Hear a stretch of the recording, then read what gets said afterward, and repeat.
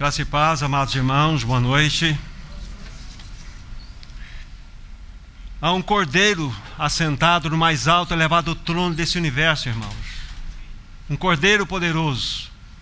Vocês sabiam que a vitória que Cristo alcançou naquela cruz, para que ele a alcançasse, ele só precisou fazer algo, se tornar o mais fraco de todos os homens, para que Cristo encontrasse a sua plena e absoluta vitória, gloriosa vitória no Calvário. Ele só precisou ser fraco, irmãos. Ele venceu. Nós temos um Senhor Todo-Poderoso assentado no mais alto trono desse universo. Ele está vivo, irmãos. E todos aqueles que pela fé o receberam em seu coração, faz parte dessa realidade. Recebe essa vida inalterável, essa vida de ressurreição, essa vida poderosa.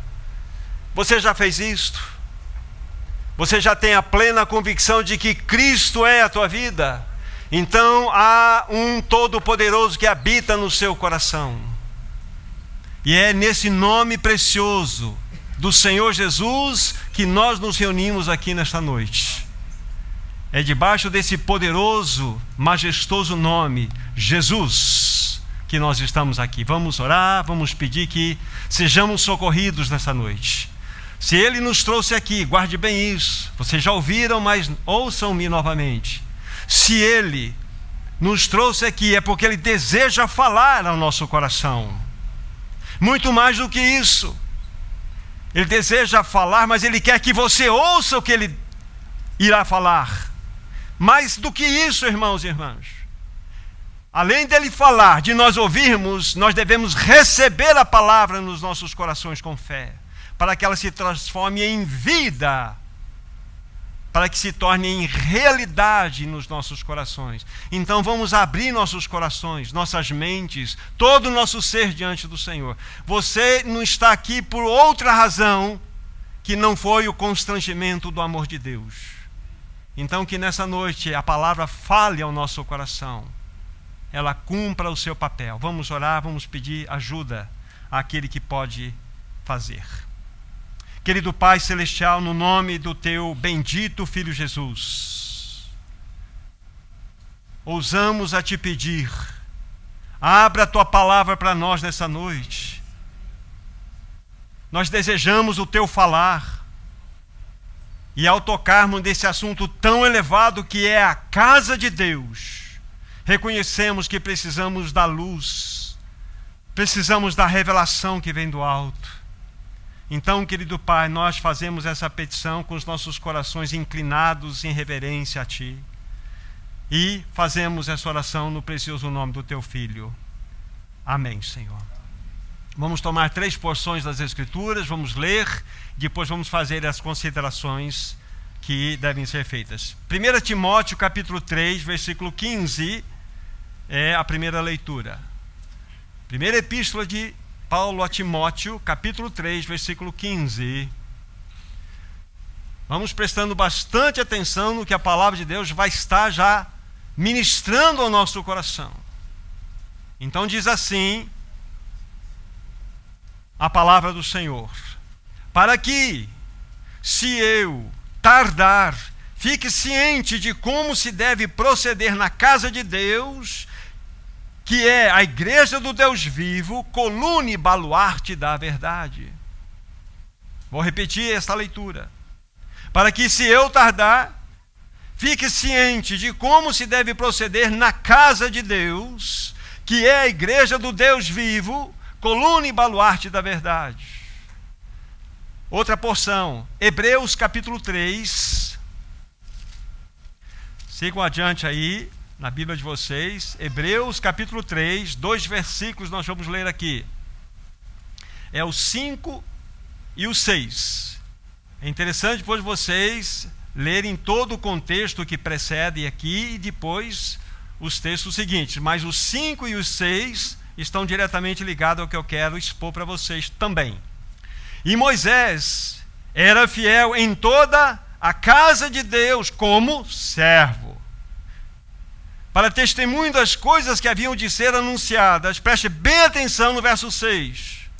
Cristo, porém, como filho, sobre sua casa, a qual casa somos nós, se guardarmos firmes até o fim a ousadia e exultação da esperança. Verso 6 novamente. Cristo, porém, como filho, sobre a sua casa, ou em sua casa, a qual casa somos nós, se guardarmos firmes até o fim a ousadia e a exultação da esperança. Já estão conectando os textos? Vimos o que 1 Timóteo disse: se eu tardar, saibam como vocês devem proceder na casa de Deus. Não é isso? A igreja do Deus vivo, coluna e baluarte da verdade, a casa de Deus, a qual casa somos nós. Está claro para nós? Primeira epístola de Pedro, a outra citação, siga adiante aí por favor. Primeira epístola de Pedro, capítulo 2, também 2 versículos. Capítulo 2, versos 4 e 5. A palavra de Deus assim diz: chegando-vos para ele a pedra que vive, rejeitada assim pelos homens, mas para com Deus eleita e preciosa. Também vós mesmos, como pedras que vivem, sois edificados casa espiritual, para serdes sacerdócio santo, a fim de oferecerdes sacrifícios espirituais agradáveis a Deus por intermédio de Jesus Cristo. Casa espiritual, casa de Deus. Então hoje é um passo seguinte que nós vamos dar dentro da realidade que estamos comunicando aos irmãos já por 2 estudos anteriores. Vocês se lembram que nós, na primeira mensagem, nós falamos sobre a visão celestial para os amados irmãos. E nós tivemos como base aquele texto de Atos dos Apóstolos, capítulo 26, versículo 19, que Paulo, quando está diante do rei Agripa, fazendo a sua defesa, ele disse algo extremamente revelador: pelo que, ó rei Agripa, não fui desobediente à visão celestial. Ele não disse ali a uma visão celestial, a algumas visões celestiais, mas eu não fui desobediente à visão celestial. E nós fizemos toda a análise das Escrituras Sagradas e vimos que a visão celestial, da qual Paulo se refere aqui, ele vai nos introduzir nesse pensamento no capítulo 9, vai repetir no capítulo 22 e depois, por fim, no capítulo 26, que nós mencionamos para os irmãos. A visão celestial nada mais é do que os olhos, no caso de Saulo de Tarso, quando ele está indo para Damasco para prender os santos, aqueles que eram do caminho, porque eles estavam de fato indo contra tudo aquilo que o judaísmo permitia. Então aconteceu que ao meio-dia aquela luz esplendorosa brilhou sobre ele. E o que aconteceu com Paulo? Ele foi lançado por terra. E quando ele se levanta, ele ouve uma voz: Saulo, Saulo, por que persegue a minha igreja, os meus santos? Não, porque me persegues. Então ali começa algo da primeira esfera da revelação que o Senhor estava trazendo para Saulo de Tarso.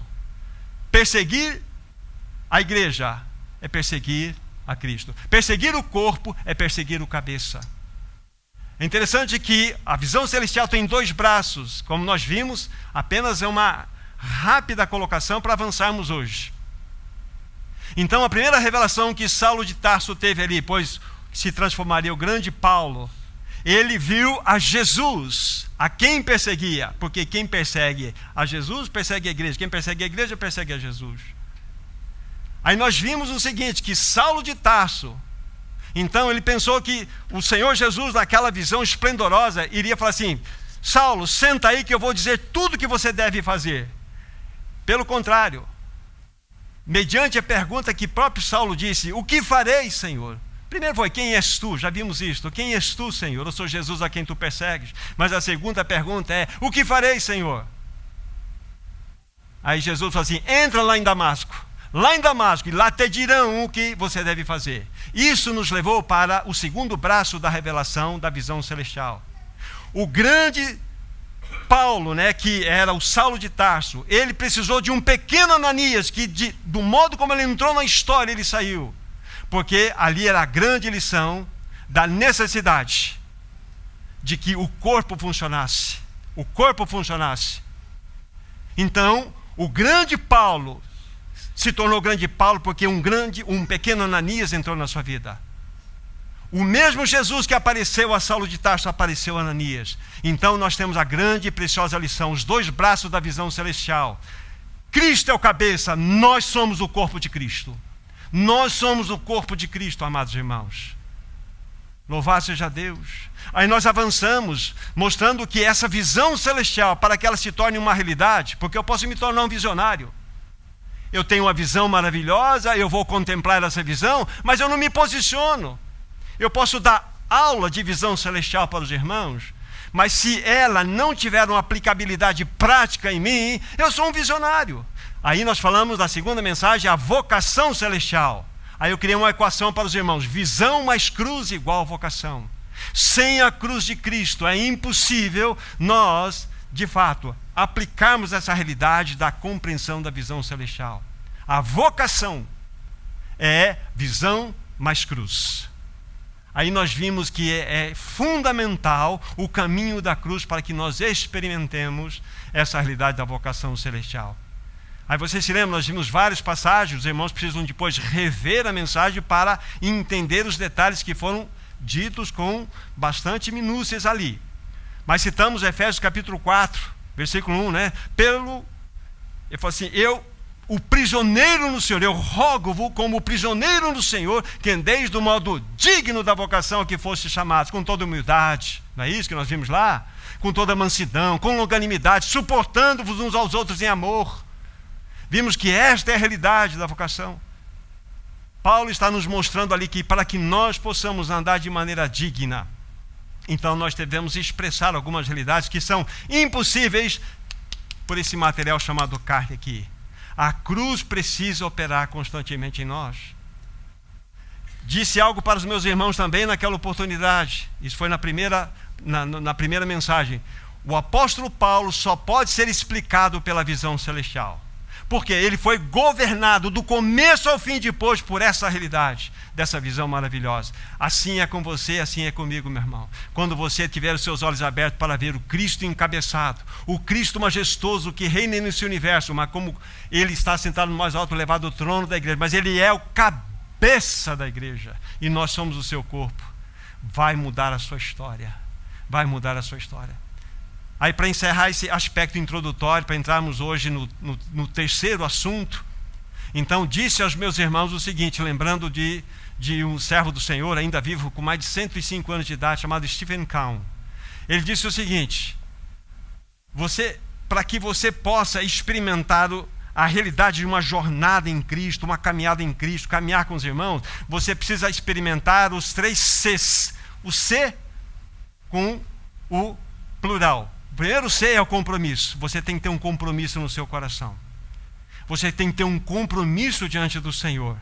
Não somente diante dele, mas diante dos irmãos. Porque comprometer diante do Senhor é muito fácil. Agora, nos comprometer uns com os outros é complicado. Você já andou com o irmão? É difícil, não é?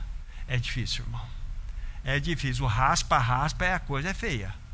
Mas é aqui que o Senhor quer que nós estejamos, Ele quer que nós andemos juntos. Vocês já me ouviram? Ouçam novamente. Quer se conhecer melhor? Aluga uma van e vai para a praia junto. 12 lugares só. Vamos para a praia, vamos festejar, irmãos. Aí já vai começar a briga na subida do... Quem quer sentar na frente, quem quer sentar atrás, quem quer ir para a janela, eu não quero tocar violão, o outro ronca demais. Vocês começam a conhecer irmãos. Vocês vão verificar como que a coisa funciona. Isso não chegamos na praia ainda. Porque aí não tem menino que não gosta de lavar louça, outros só gostam de cozinhar, outros não querem nem saber. E assim, aí nós temos que amar. Saber que nesse raspa-raspa, nesse trabalho, esse compromisso de andar junto é uma bênção. Então, Stephen Cowan falou no primeiro ponto. O primeiro C é o compromisso. Você desejou? Então saiba que os teus dias de tranquilidade se acabaram. Se acabaram. Se você quer alegria, quer festa, vai pescar, meu irmão. Vai pescar, minha irmã, vai passear no shopping. Não quer encrenca? Vai no shopping, não anda não. Esse é o ponto. Porque se quer um compromisso, então vai ter raspa-raspa. Vai ter ferro com ferro. Esse é o ponto. E a partir do momento que você fala assim, Senhor, eu quero. Eu quero. Então vai para o terceiro C, que é a cruz. Aí, a cruz é onde você vai pendurar o teu ego. A cruz, irmãos, é um instrumento de tortura de ego. Sem a cruz nós não vamos para lado nenhum. Nenhum casamento funciona sem cruz. Nenhum relacionamento funciona sem cruz. Então, para que nós possamos ter a revelação de uma vocação celestial adequada para caminharmos juntos, é necessário a cruz. Sem cruz, lembre-se disso, a cruz é injusta. A cruz não é algo compulsório, nem obrigado, meu irmão querido. Não é obrigado. Mas a partir do momento que você fala, eu quero, então ela é injusta. Muitas vezes você vai ter que abaixar a cabeça e a injustiça virá sobre você. E você fala assim, Senhor, Tu és aquele que me julga, Tu és aquele que peleja por mim. Quão difícil é isto, amados irmãos. Quão complicado é isto. Mas é assim, então, entenderam, vocação celestial, Cristo como cabeça, nós como corpo. Vocação celestial, é isso se tornando uma realidade, para andarmos juntos. Qual que é o objetivo maior? Nós vamos falar logo mais sobre isso. O objetivo maior que Deus tem para cada um de nós é formar Cristo.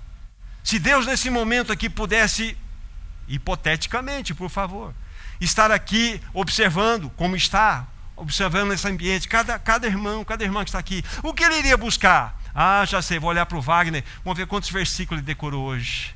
Aí vou olhar para o Daniel, vamos ver quantas horas ele orou hoje. Ele não vai olhar isso, ele vai olhar o quanto de Cristo tem. Marquinhos, quanto de Cristo tem em você, é isso que Deus vai procurar. Deus não está preocupado com a tua teologia, não no sentido de você desprezá-la, mas porque você tem a cabeça desse tamanho, mas o teu coração exprimido. É quanto de Cristo você tem. É isso que Deus busca em nós. É a formação de um caráter santo. É isso que ele busca. Disse em linhas muito gerais aquilo que tem sido dito. Mas aí é necessário que esse avanço da mensagem, da terceira mensagem, que é a casa de Deus, seja aí colocada para os meus amados irmãos. Nós somos a casa de Deus, irmãos, nós não somos uma instituição. Vocês se lembram que eu levantei algumas perguntas aí. Escuta, vocês saíram de um sistema porque vocês brigaram? Vocês saíram do sistema porque a liderança... Nada disso, foi por causa de uma visão celestial. Por sermos fiéis a uma visão celestial. Nosso braço de comunhão é estendido a todos os santos nessa cidade. Todos. Mas nós precisamos ser fiéis à visão que o Senhor tem nos dado. Nós somos o corpo de Cristo. Irmão, nós não somos uma instituição humana, nós somos uma realidade espiritual. Hoje nós vamos estar falando do que significa eclesia. Ek fora, eclesia, chamado, os chamados para fora. Nós somos chamados para fora. E como nosso irmão encerrou a reunião hoje pela manhã, disse assim, irmãos, nós nos reunimos em nome de Jesus. Precisamos de algum nome maior do que esse? Algum nome que precisa ter alguma placa? Não, nós nos reunimos em nome de Jesus, ponto. Esse é o nosso caminho. Nossa direção, nosso tema então é a casa de Deus. Vocês se lembram que eu havia dito alguma coisa para vocês na primeira mensagem sobre o eterno propósito de Deus. E dentre, vamos dizer assim, um dos ângulos que eu havia dito para vocês, eu mostrei o seguinte, que a igreja do Senhor, ela atende a Trindade de uma maneira tão maravilhosa, porque com toda a realidade consumada, o Pai, primeira pessoa da Trindade, terá uma família composta de muitos filhos semelhantes ao seu filho maior Jesus. Mas a segunda pessoa da Trindade, o Senhor Jesus Cristo, terá um corpo composto de muitos membros que possam manifestar o seu caráter. E o Espírito Santo terá o quê? Um templo composto de muitas pedras vivas e espirituais que somos nós, que vão reluzir o quê? As belezas, as insondáveis riquezas de Cristo. A igreja atende toda essa realidade. Não é maravilhoso isto? Você está nesse projeto, meu irmão, minha irmã. Você faz parte disso. Mas eu quero dar um pouquinho mais da riqueza desse projeto para vocês, dentro do eterno propósito de Deus. Vamos pegar Efésios capítulo 1. Efésios capítulo 1, versículos 9 e 10. Aqui vamos trazer um pouco mais da riqueza. Alguém poderia perguntar assim, então, mas qual é o eterno propósito de Deus? O eterno propósito. Vamos tentar colocar isso dentro de uma maneira mais clara, mais objetiva. Efésios 1, versos 9 e 10. Preste muita atenção aqui. Desvendando-nos o mistério da sua vontade, segundo o beneplácito que propuser em Cristo, presta atenção, de fazer convergir nele, na dispensação da plenitude dos tempos, todas as coisas, tanto as dos céus como as da terra. Preste atenção, nós não prestamos atenção aqui. De fazer convergir nele, na dispensação da plenitude do tempo, o quê? Todas as coisas, tanto as do céu como as da terra. Irmão, isso é muito glorioso. É muito glorioso. E me permitam lembrar aqui o significado dessa palavra que, na minha versão, é convergir, na sua pode ser resumir, na outra reunir, depende aí a versão que você está. Mas lá no original, essa palavra tem uma explicação extremamente linda. É um palavrão grande, anake falaiô amai. É um nome composto de duas outras palavras. É uma preposição ana, em direção a, e kefalé, cabeça. E o amai ali é a conjugação. Ou seja, tudo em direção ao cabeça, que é Cristo Jesus. Esse é o propósito de Deus, que todas as coisas gravitem em torno do seu Filho Jesus Cristo. Tudo, para que Ele seja tudo e em todos, para que todas as coisas, tanto as dos céus como as da terra, gravitem em torno de Cristo. Irmãos, esse universo foi criado com um objetivo. Se nós pensarmos só no nosso pequeno planeta Terra, se nós só pensarmos nos mares que há no nosso planeta Terra, talvez você tenha visto em algum documentário ou lido alguma coisa sobre isso, alguns pesquisadores que vão lá nas profundezas do mar, lá nas regiões abissais, e encontram lá um tipo de uma minhoquinha, uma coisa mexendo assim, é um ser vivo, mas esquisito, feio pra caramba, tem vida. Aí você pergunta, por que isso está ali? Está ali para a glória de Cristo, porque não há nada nesse universo que não tenha sido criado que não espelha a grandeza e a glória de Cristo. Cada centímetro quadrado desse universo tem a assinatura de Cristo. Vou ver se eu consigo lembrar de uma frase de Abraham Kuyper, um grande estadista holandês, um grande teólogo reformacional. Ele disse o seguinte, que, deixa eu pensar na frase aqui, não existe nenhum centímetro quadrado em toda a existência humana sobre o qual Cristo Jesus, que é soberano, não clame, isto é meu. Não existe um único centímetro quadrado em todos os domínios da existência humana, sobre o qual, cada centímetro, Senhor Jesus, que é soberano sobre tudo, não clame, é meu, é meu, é meu, é meu. Tudo foi criado por meio dele, para ele e por ele. Qual é o eterno propósito de Deus? Que Cristo seja preeminente nesse universo. Esse é o propósito eterno de Deus. Isso é maravilhoso. Isso é grandioso. A Bíblia fala, vamos comigo por favor em Colossenses capítulo 1. Eu estou um pouquinho mais acelerado porque é para ganhar tempo mesmo, para Colossenses capítulo 1. Olha que texto nós temos aqui, do 16 ao 19. Preste bem atenção que você vai ler ou vai ouvir a leitura. Colossenses 1, 16 em diante. Diz assim: pois nele, ou seja, em Cristo, foram criadas todas as coisas, nos céus e sobre a terra, as visíveis, as invisíveis, sejam tronos, sejam soberanias, quer principados, quer potestades. Tudo foi criado por ele, ou por meio dele e para ele. Ele antes de todas as coisas, nele tudo subsiste. Ele é o cabeça do corpo da igreja. Ele é o princípio, o primogênito dentre os mortos, para que em todas as coisas tenha a primazia. Porque aprove a Deus que nele residisse toda a plenitude. Isso tem que ter um aleluia do nosso coração, irmãos. Isso é muito precioso, é muito rico. Tudo gravita em torno de Cristo. Tudo foi criado por ele, por meio dele, para ele. Tudo, absolutamente tudo. E ele é o cabeça da igreja. E aqui no final, fiz questão de salientar o versículo 19, e nele reside a toda a plenitude de Deus. Agora vamos para o magnífico. Vamos para uma situação que é incompreensível para nós. Vimos que o eterno propósito de Deus é lançar todo o holofote no seu filho. Este é o meu filho, este é o meu filho. Tudo fala dele, tudo. Absolutamente tudo. Agora vamos verificar. Voltem para Efésios, por favor, no capítulo 1.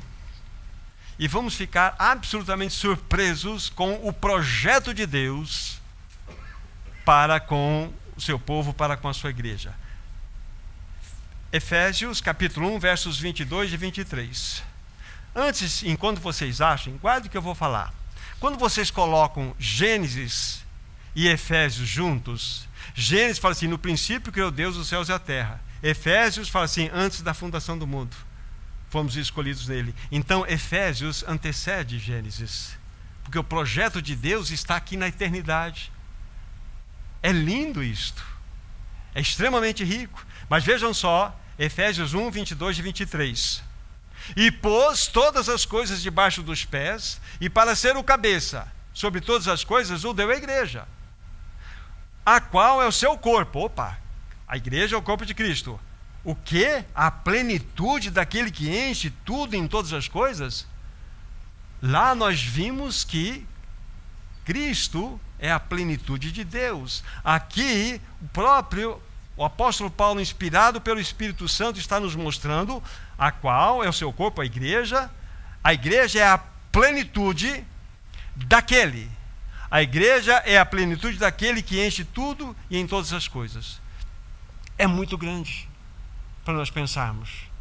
É extremamente grande. Agora você vai entender, com os textos que eu tenho que mostrar ainda, alguns poucos, a grandeza disso.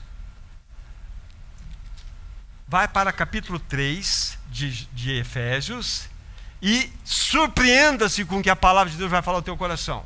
Efésios 3, versos 10 e 11 é suficiente para nós. Efésios 3, 10 e 11.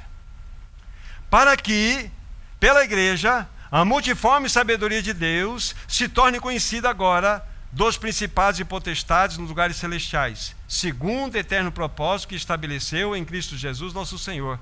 Eu li tão rápido que nós não prestamos atenção na grandeza desse texto. Olha só, para que, eu vou inverter aqui de propósito, por Cristo a multiforme sabedoria de Deus se torne conhecida? Não, né? É pela igreja. Se fosse por Cristo, nós entenderíamos. Mas como que a multiforme sabedoria de Deus, ela se dará conhecida diante de principados e potestades nos lugares celestiais? Pela igreja, por nós. Por isso que a igreja é a plenitude de Cristo. Irmãos, isso é surpreendente. Você está nesse projeto, irmão, irmã. Como que nós vamos diminuir, reduzir a igreja a um estabelecimento humano? Como que nós podemos reduzir a igreja a um sistema eclesiástico, religioso? A igreja é uma realidade espiritual, irmãos. É uma realidade espiritual. Olha o projeto de Deus com relação à igreja. Conforme nós lemos no capítulo 1, versículo 22 e 23, fala assim, a qual é o seu corpo? Somos o corpo de Cristo, a igreja.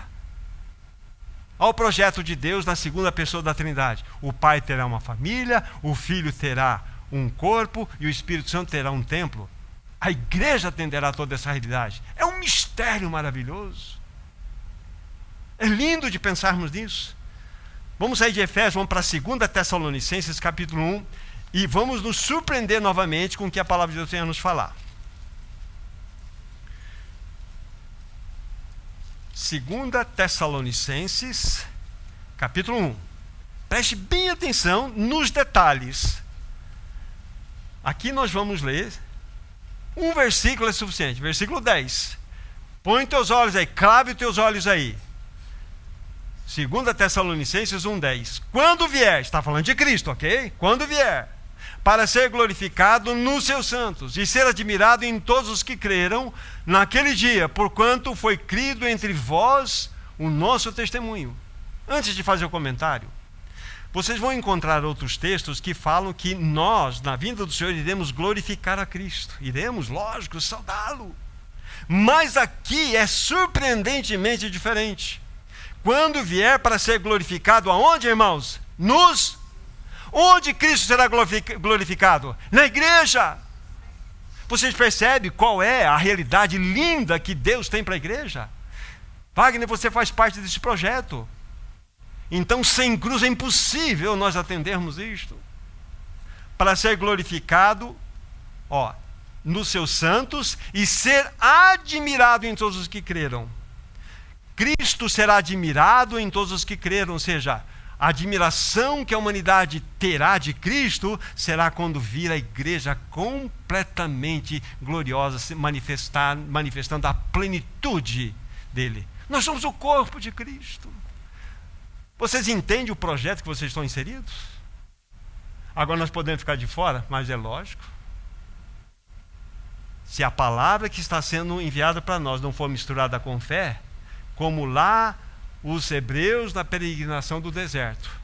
Por que eles ficaram para trás? Porque não misturaram a palavra por fé. Hebreus 4, versículo 2, se você quiser olhar depois lá. 1 e 2, para falar a verdade. Por que a palavra não aproveitou, diz lá? Porque não misturaram a palavra com fé. Eles ficaram prostrados no deserto. Bruno, você faz parte de um projeto maravilhoso. Vocês perceberam aqui? A igreja é o corpo de Cristo. A igreja é a plenitude. O corpo é a plenitude do cabeça Cristo Jesus. Então isso precisa mexer conosco. Então, irmãos, vocês entendem o que é a igreja, uma realidade espiritual? É isto. Então nós não podemos reduzir a igreja à fachada. Não podemos reduzir essa obra maravilhosa que foi conquistada pelo Senhor a um projeto humano, religioso. Irmãos, nós somos uma realidade espiritual. Isso que precisa estar claro no nosso coração. Que plano maravilhoso. Este é o plano eterno de Deus. A questão é, será que nós temos percebido essa grandeza? Tanto a grandeza de Cristo, como a maneira como a própria palavra mostra que a igreja deve se apresentar. Somos uma realidade, irmãos. Uma realidade espiritual. Esse é o ponto. Isso precisa crescer no nosso coração. Deixa eu dizer algo para vocês. O projeto mais elevado de Deus não foi a criação. Não foi a criação desse universo. Por mais lindo, 90 bilhões de anos-luz para você atravessá-lo. Nesse projeto da criação, Deus usou a sua sabedoria, usou a sua força, usou o seu poder, usou a sua palavra. Haja luz e houve luz. Haja expansão e houve expansão. É maravilhoso, mas esse não é o projeto mais elevado. O projeto mais elevado é a sua casa. É a igreja. Pois nesse projeto o seu próprio filho se envolveu com o seu próprio sangue, irmãos. Vocês entendem a diferença da criação do universo e da edificação da igreja? Ele verteu seu sangue naquela cruz. O universo foi criado, a igreja é edificada. Ela é construída. Você faz parte desse projeto, Fernando. Que houve um alto preço que foi pago por você. Cristo derramou seu sangue por você naquela cruz, meu irmão. E pela eternidade, Jane, Cristo carregará as marcas da cruz por amor a você. Você ganhará um corpo glorificado igual ao dele. Mas ele, pela eternidade, quando ele apontar a mão assim, você vai ver os furos. Fala assim, veja o meu amor por você. Esse é o teu Senhor que está sentado no mais alto trono desse universo. Este é o Cordeiro que venceu. E ele quer estabelecer um testemunho, irmãos. Um testemunho. Agora, vamos viver vidas como estamos vivendo hoje? Sendo conhecedor de uma obra tão gloriosa como esta? Então, a sua casa, a igreja, é o projeto mais glorioso que ele mesmo estabeleceu, pois foi fundamentado no próprio Filho. E o Filho derramou o sangue dele naquela cruz. Precisamos ver a igreja como Deus a vê. Precisamos ver a sua casa como Ele a vê. Ah, você foi na igreja hoje? Ah, eu fui na igreja. Quem é o pastor da tua igreja? Ah, esqueci meu guarda-chuva lá na igreja. Então é isso que nós falamos. Irmãos, a igreja não é um local de reunião. A igreja não é uma instituição, a igreja não tem placa, a igreja é uma realidade espiritual. Vamos ver texto logo mais. A Bíblia vai mostrar para nós. A igreja é uma realidade espiritual. Pegue em Mateus, por favor, capítulo 13, para vocês virem também a grandeza deste projeto, descrita numa destas parábolas, né, que foram contadas pelo Senhor Jesus, conhecida como as parábolas do reino. Mateus capítulo 13, os dois versículos que vamos ler, 45 e 46. Porém, antes de ler, eu quero dizer que há vários irmãos que utilizam esta passagem para o evangelismo.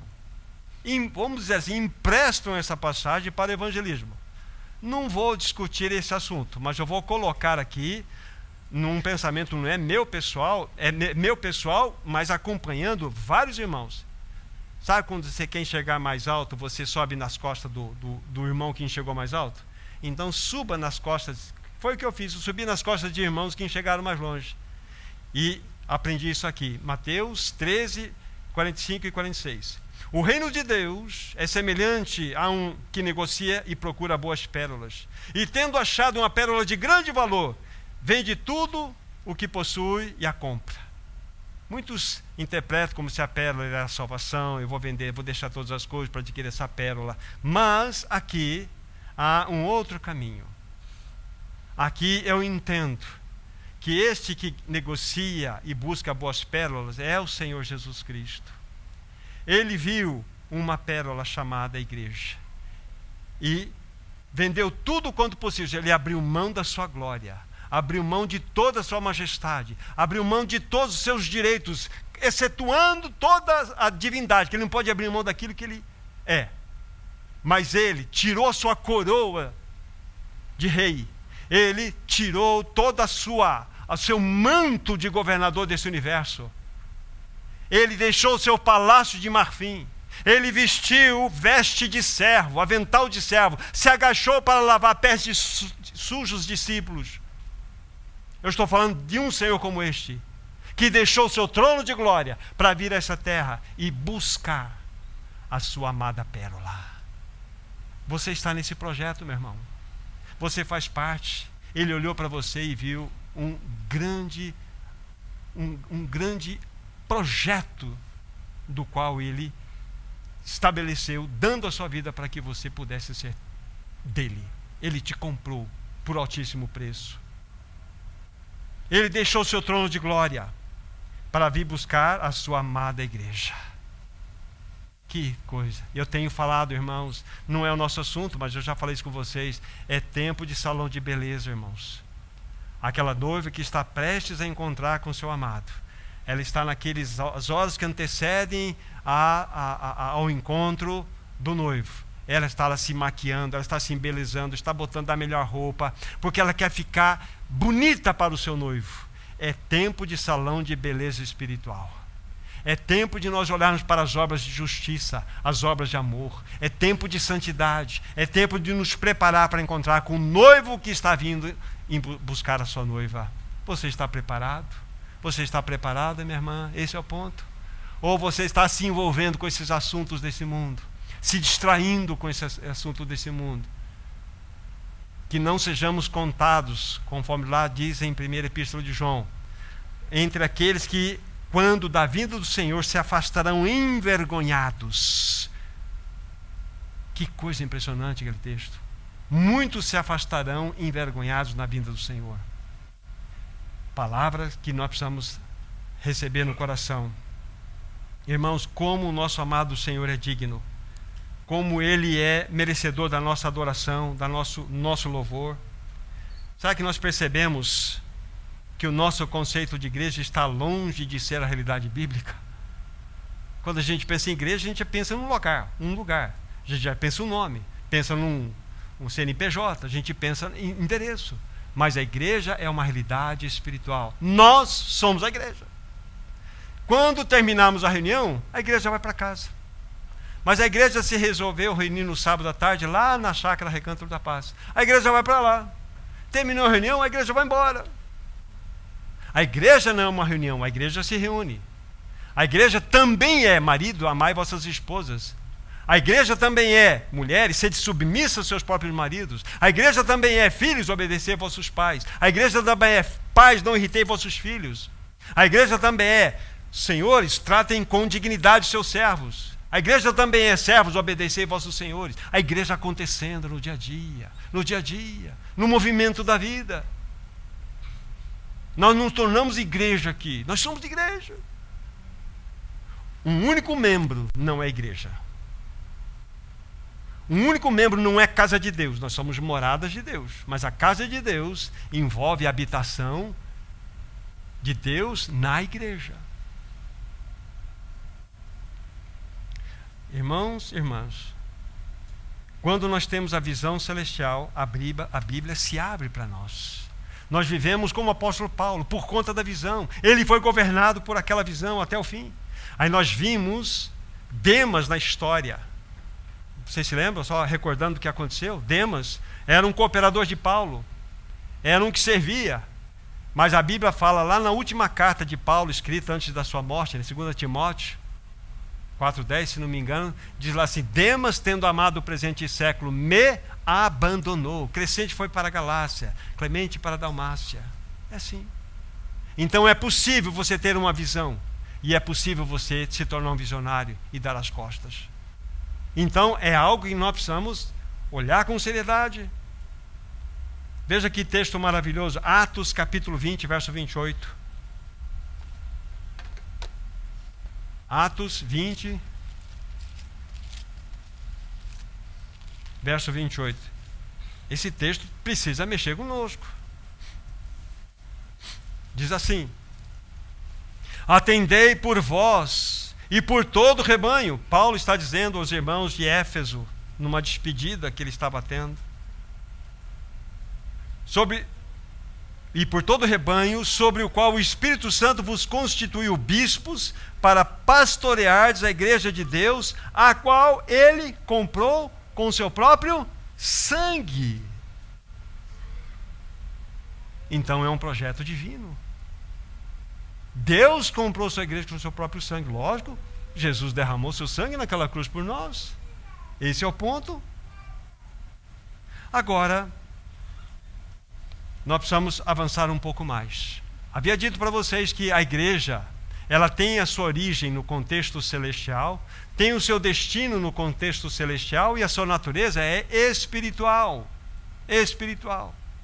E como havia dito também, há pouco disse isso atrás também, fora, eclesia, chamados, eclesia, igreja, os chamados para fora do contexto desse mundo.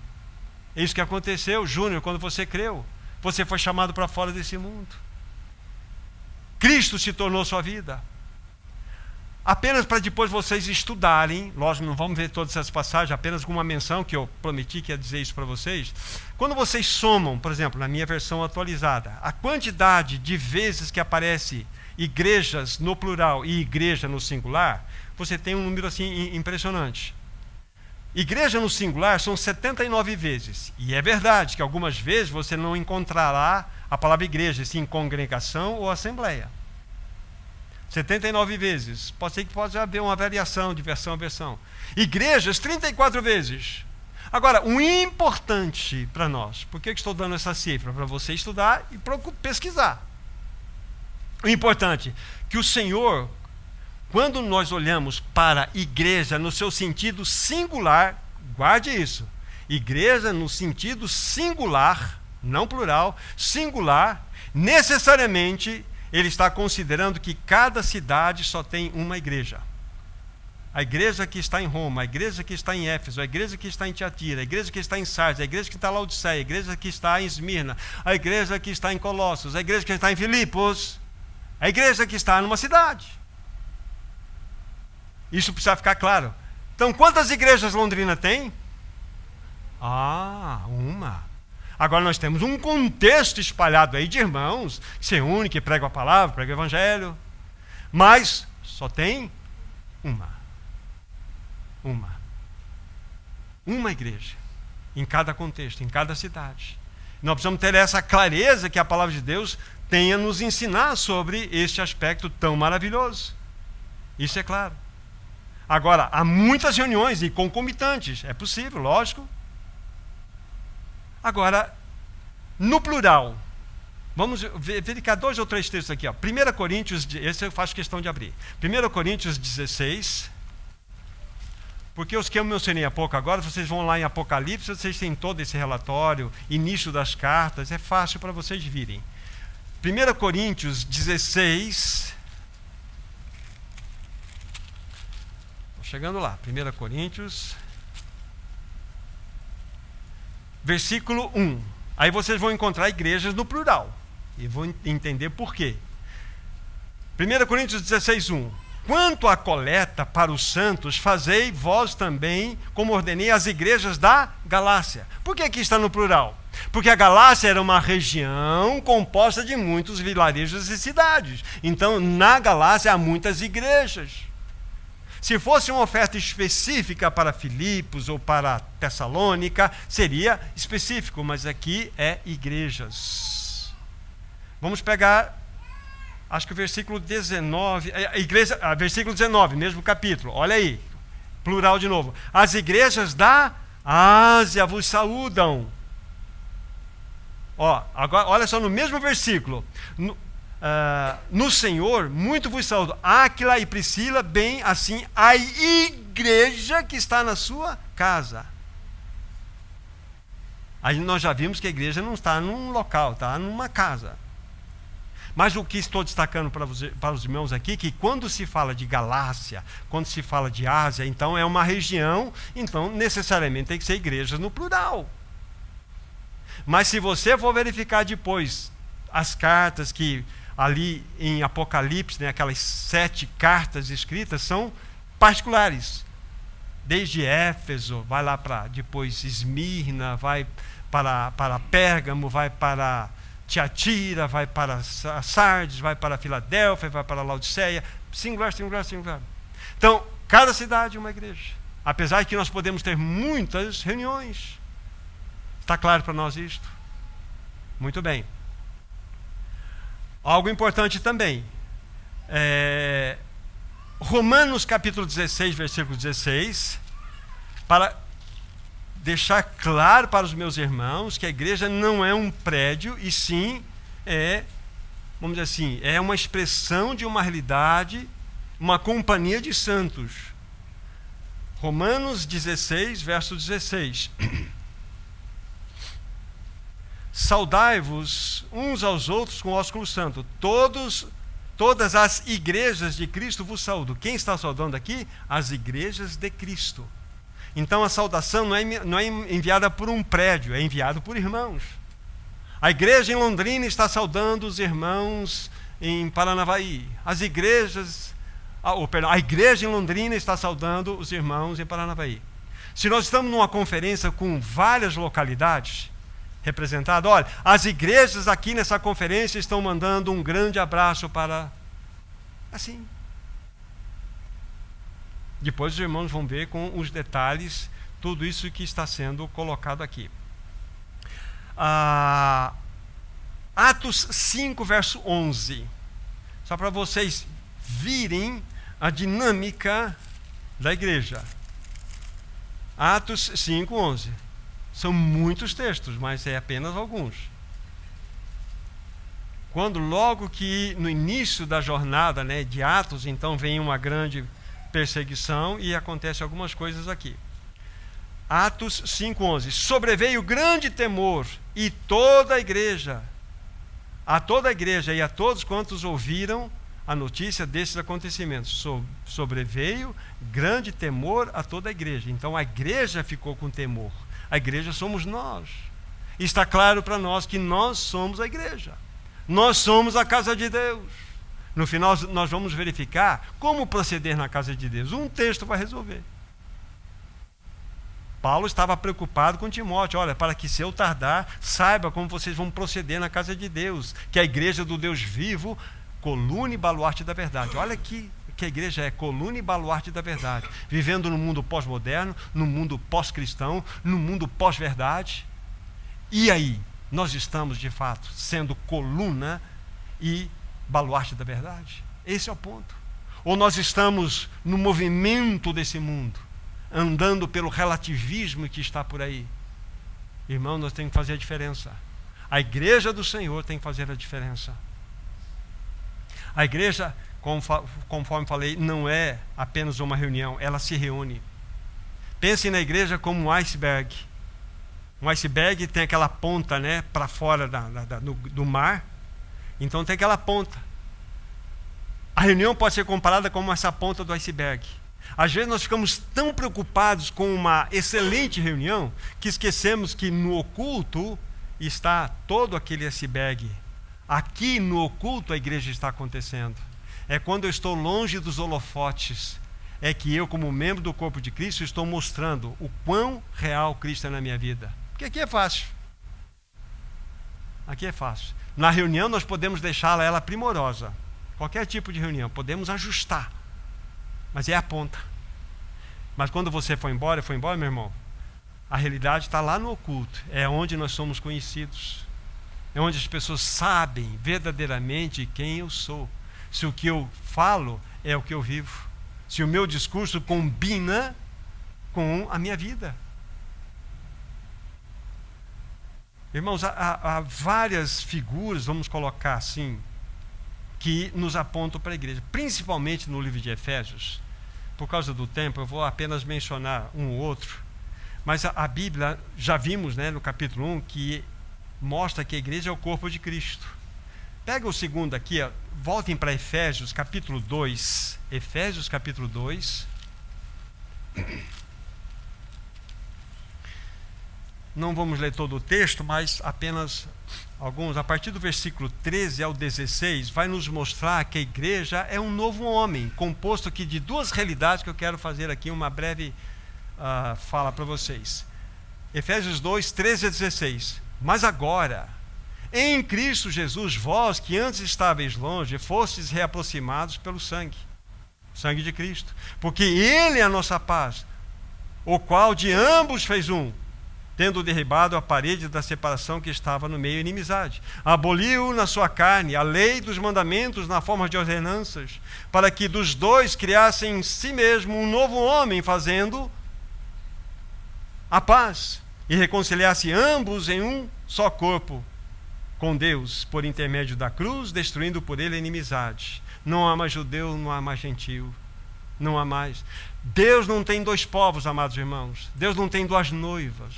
Deus só tem um povo e só tem uma noiva chamada igreja, composta de gentios e judeus. Quem são os gentios? Na minha concepção, são todos os demais. Inclusive, na minha concepção, as 10 tribos perdidas de Israel que foram caldeadas quando foi levado cativa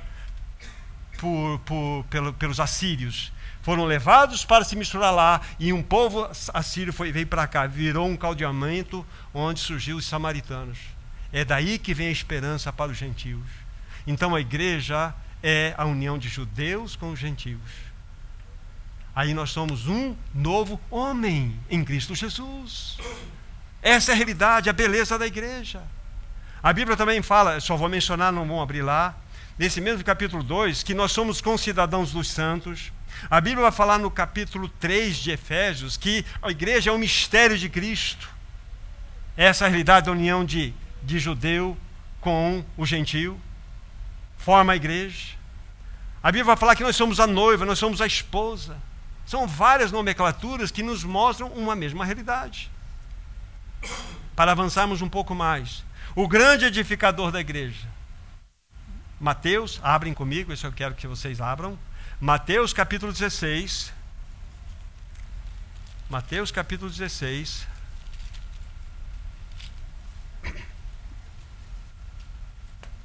Mateus 16, versículo 18. Olha só, naquele momento tão glorioso da revelação que aconteceu no coração de Pedro, né? Quando ele diz: tu és o Cristo, o Filho do Deus vivo. Então Jesus vai dizer para ele, já vou chegar no versículo, né? Olha, Simão Pedro, não foi sangue e carne quem te revelou não, mas meu Pai que está nos céus. Aí Jesus vai dizer assim: também eu te digo que tu és Pedro, e sobre esta pedra edificarei a minha igreja, e as portas do inferno não prevalecerão com ela. Também eu te digo que tu és Pedro, e sobre esta pedra nós edificaremos nossa igreja? Não, nós não edificaremos. Também eu te digo que tu és Pedro, e eu e mais algum vamos edificar a igreja? Não, quem edifica a igreja é Cristo. Só Cristo. Vocês perceberam que o verbo, a conjugação verbal está no futuro, porque ela nasce em realidade no Pentecostes. Ainda que o projeto é eterno, a igreja nasce no Pentecostes. Esse é o ponto. Então o grande edificador da igreja chama-se Jesus Cristo. Como disse, o projeto é eterno, mas ela nasce no Pentecostes. Vocês se lembram o que aconteceu lá? Aqueles quase 120 irmãos estavam no cenáculo orando. E o que aconteceu? Um som tempestuoso veio, e como línguas de fogo caíram sobre todos aqueles 120 homens, 16 nações representadas ali. E eles começaram a falar em línguas. E o que aconteceu? Na realidade, aqueles 120 indivíduos que estavam ali se tornaram 120 membros de um mesmo corpo. Um corpo com a vinda do Espírito Santo, que agora traz realidade do alto para baixo e do baixo para cima. Ou seja, Cristo está ligado ao seu corpo. O Espírito Santo é responsável por ligar esse mistério maravilhoso. Cristo como cabeça e a igreja como seu corpo. Então, a partir do momento, vamos ver isso logo mais, a partir do instante que você nasce de novo, acontece algo glorioso com você, que nós vamos ver na palavra. O que acontece?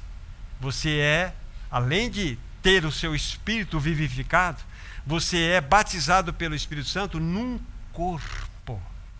1 Coríntios, capítulo 12. 1 Coríntios, capítulo 12.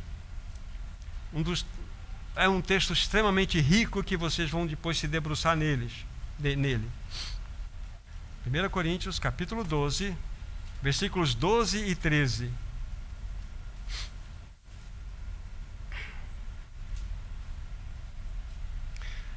Diz assim: porque, preste muita atenção nos detalhes, porque assim como o corpo é um, tudo certo para nós, e tem muitos membros, e todos os membros, sendo muitos, se constituem um só corpo, tudo certinho.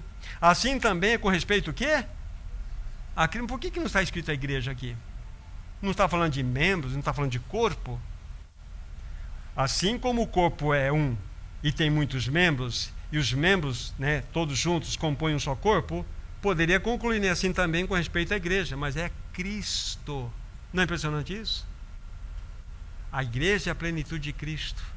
Podemos dizer, não é uma palavra inventada minha, de irmãos que dizem, a igreja aqui, na realidade, é o homem coletivo de Deus. A igreja é o homem coletivo de Deus nessa terra. Como que Cristo vai amar nessa terra, se não for através do Fernando, da Carol, da Isabel, da Rita, da Nilma? Como que Cristo vai poder ser aquele abençoador, cheio de misericórdia, se não for através do Lincoln, da Elô? Como que Cristo se movimenta nessa terra? Não é pelo seu corpo? Exatamente. É assim que ele se movimenta. Vocês se lembram, uma vez eu citei Ruth Paxson para vocês aqui, ela fez uma analogia impressionante. Ela falou assim, assim como o diabo, que é um cabeça, tem um corpo nessa terra chamado esse mundo caído, o diabo se movimenta por esse mundo. Tudo que você vê de paixão, dessas questões que envolvem o mundo, é obra de uma realidade caída, é um membro do corpo de Satanás. O mundo é o corpo de Satanás. Pesado, né? Eu acho. As pessoas se envolvem com vaidade, as pessoas se envolvem com pecados, as pessoas se envolvem com tudo que está no mundo. Isto é o meio de Satanás se movimentar nesse mundo. Mas Cristo também é um cabeça. E ele tem o seu corpo que movimenta assim nessa terra, chamado igreja. Então, como que nós vamos expressar o caráter de Cristo nessa igreja, nesse mundo? Exatamente, ligado ao cabeça, a operação da cruz, e nós vamos amar com o amor de Cristo. Nós vamos exercitar misericórdia quando as pessoas precisam de misericórdia. E isso nada mais é do que o fruto da expressão de Cristo em você e em mim. Você está sendo governado por qual cabeça, meu irmão, minha irmã? Há muitos filhos de Deus, às vezes sendo governado por um cabeça errado, porque não estão dando atenção à realidade da palavra de Deus. Nós precisamos da ajuda do Senhor. E aqui o versículo, parei no 12, esqueci de ir para frente. Então nós somos um corpo coletivo. Versículo 13 diz assim: pois em um só Espírito todos nós fomos batizados em um corpo, quer judeus, quer gregos, quer escravos, quer livres, e a todos nós foi dado beber de um só Espírito. Deixa eu traduzir isso aqui. Quando a Irene nasceu de novo, além do espírito dela ter sido vivificado, sem que ela saiba isso mecanicamente na cabeça dela, mas o Espírito Santo já a batizou no corpo de Cristo. Nós nascemos de novo e já fomos inseridos dentro dessa realidade do corpo de Cristo. Precisamos saber agora o que isso significa. Então, a partir do novo nascimento, você está batizado no corpo de Cristo. Cada um de nós que nasce de novo faz parte dessa realidade espiritual. Então você não precisa preencher ficha. Você não precisa fazer um testemunho, vamos dizer assim, oficial. Você nasceu de novo, você faz parte do corpo de Cristo. Faz parte do corpo de Cristo. Simples assim. Mais ou menos compreendemos a realidade da beleza da igreja? Esse é o ponto. A igreja ela é composta, irmãos, de ouro, prata e pedras preciosas. Não vamos lá, que não vai dar tempo. Mas 1 Coríntios 3, de versículo 10 a 17, vai nos mostrar que ninguém pode lançar outro fundamento a não ser o que já foi lançado, que é Cristo.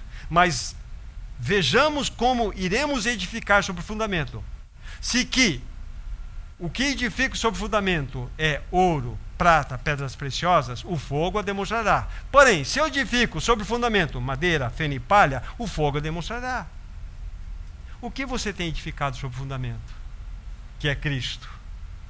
O material que compõe a igreja gloriosa, que compõe a igreja do Senhor, tem que ser ouro, prata e pedras preciosas. O ouro fala do caráter de Deus, a prata fala da redenção de Cristo e as pedras preciosas fala das obras do Espírito Santo em nós.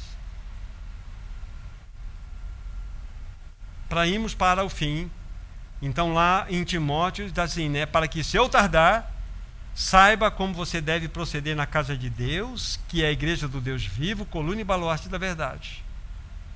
Como vamos proceder na casa de Deus? Um texto eu falei para vocês, Então, Salmo 93, versículo 5. É o último verso. E aqui é claro para nós a maneira pela qual devemos proceder na casa de Deus. Repetindo, Salmo 93, versículo 5. Fidelíssimos são os teus testemunhos. A tua casa convém a santidade. Senhor, para todo o sempre. O que convém para a casa, Lincoln? Santidade. Santidade não é uma vida de inerrância, não é uma vida de impecabilidade. Santidade significa ser separado para uso exclusivo de Deus. É você ser separado para ser usado de maneira exclusiva para Deus. Então, Valdir, convém santidade. Marco, convém santidade. Jota, convém santidade. Santidade. Fomos chamados a isto. Irmãos, veja o preço que foi pago por você, que eu também vejo isto. Então, vocês perceberam o projeto maravilhoso da casa de Deus? O eterno propósito dele? É lindo demais. Então nós precisamos rever esses textos, precisamos nos debruçar diante da palavra, falar, Senhor, me ajuda a viver de tal maneira que vou glorificar o teu nome. Senhor, que eu não fique distraído com essas coisas do mundo, diante de um projeto tão elevado, tão magnífico, tão glorioso como este, que eu não perca tempo com essas coisículas do mundo, essas questínculas que envolve. Então, amados irmãos, temos uma visão celestial. Cristo é o cabeça. Mas, mais do que isso, nós somos o corpo. Há uma unidade perfeita aqui. Mas para que isso se torne uma realidade, precisamos andar junto. E só podemos andar junto pela cruz. É pela cruz, é o caminho da cruz, é a nossa vocação celestial, nosso chamamento celestial. Para que nós discernamos que a casa de Deus é esta realidade tão maravilhosa que de maneira tão superficial aqui foi colocada aos irmãos para vocês buscarem mais diante do Senhor. Mas nós somos a casa de Deus. E eu entendo para que eu possa completar esse, não sei se a palavra série é adequada aqui, mas será adequado numa outra oportunidade. Estávamos falando sobre o sacerdócio cristão. Qual é o meu papel como sacerdote dessa casa? Qual é o teu papel? Qual é o nosso papel? Cada um de nós fomos chamados para o sacerdócio real, amados irmãos. Então que o Senhor nos ajude. Então fica mais uma pendência para que no tempo adequado a gente volte a falar desse assunto. Então, finalizando, nós precisamos entender que nós temos uma visão maravilhosa. E nós não podemos nos tornar visionários. Nós devemos responder. Lembre-se, não fui desobediente à visão celestial. Por que Paulo disse isto? Porque ele tinha plena convicção que a desobediência habitava nele. Saiba, meu irmão, que a desobediência habita em você como habita em mim. Por isso que o caminho da cruz é inegociável. De nós nos posicionarmos diante do Senhor. Então temos essa visão. Estamos prosseguindo. A cruz está operando. É uma tortura de ego. E isso é bom mesmo. Para que mais de Cristo cresça e nós diminuamos. Mais de Cristo apareça e nós desapareçamos. Para de fato finalizar. Certo irmão disse aqui numa ocasião, vocês já ouviram, mas vale a pena agregar na mensagem aqui. Que quando nós nascemos de novo, irmãos, nós não nascemos na linha 0 para crescer para o 10. Nós nascemos todos 10. Todos nós somos bons. Todos nós temos ideias, todos nós somos maravilhosos, sensacionais. Quando a gente começa a andar junto, a gente começa a perceber o quão 10 nós somos. Crescimento espiritual é do 10 para o 0. E você cresce para baixo, pela obra da cruz. Então quer crescer? Sai do 10 e vai para o 0. Pare de exigir os teus direitos. E viva pelo direito daquele que deu a vida dele por você naquela cruz. Irmãos, o Senhor tem nos chamado para uma obra gloriosa. O Senhor tem nos chamado para testemunhar nessa cidade. Irmãos, vocês têm uma mensagem, mas vocês são uma mensagem. Uma mensagem. E nós precisamos entender que o Senhor está edificando a sua casa, irmãos. Ele não quer apenas uma multidão de salvos no seu reino. Ele quer uma casa para habitar. Ele quer um corpo para se movimentar. Que nós possamos ter recebido essa palavra, irmãos. Que o Senhor seja honrado na vida de cada um de vocês. Que seja honrado na vida do seu povo. Vamos orar. Amado Pai, nós rogamos com reverência no coração. Revela-nos que somos a tua casa. Nós somos a tua habitação. Ajuda-nos a viver de modo digno dessa tão gloriosa realidade. Que o teu Espírito possa lançar luz no nosso coração desse glorioso projeto do qual nós participamos. Que isso possa levar-nos ao pó. Que nós coloquemos a nossa boca no pó. Para que nós sejamos bênçãos diante de Ti. Bênçãos uns para com os outros. E bênçãos dessa sociedade que tanto precisa. Ajuda-nos, Senhor, nessa jornada. Em Teu nome, Jesus, nós oramos. Amém. Amém. Então, amados irmãos, que vocês sejam guardados debaixo desse poderoso nome, o nome do nosso amado Senhor. Durante essa semana, medite sobre a palavra. Muitas coisas foram ditas, mas precisam ser rebuscadas, repensadas e colocadas diante do Senhor para que isso se torne realidade espiritual. Que não seja apenas mais um estudo bíblico, mas que seja um anúncio do Senhor para o nosso coração. Ele está voltando e Ele quer buscar uma noiva. Ele quer um lugar da qual Ele quer experimentar uma real habitação, irmãos. Deus abençoe uma semana na presença dEle. Amém.